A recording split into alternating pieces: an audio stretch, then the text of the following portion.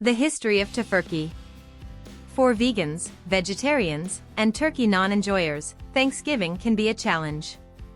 But there's an alternative, Tofurky. Tofurky is a turkey roast substitute made primarily of wheat gluten and a small amount of tofu. It even comes with a stuffing made of wild rice and bread. While it doesn't resemble a bird, it has a shape similar to a turkey breast, making it realistic.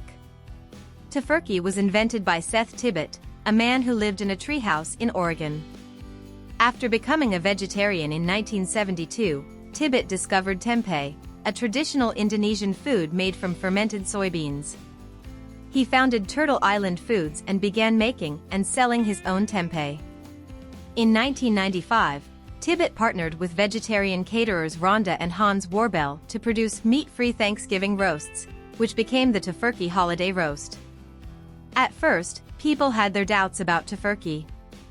But it quickly became an instant hit among non-meat eaters.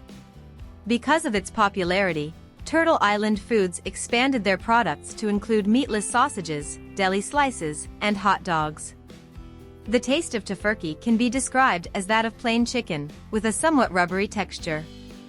The flavor is enhanced by the spices added to it, such as sage, olive oil, soy sauce, and garlic. Tofurky even has its own vegan gravy for topping. While nothing official has been announced, Tofurky has been releasing new meatless alternatives, including a plant-based burger. So, we can expect more innovations from Tofurky in the future. What started as one man's solution to vegetarianism has become a staple in the non-meat eating lifestyle.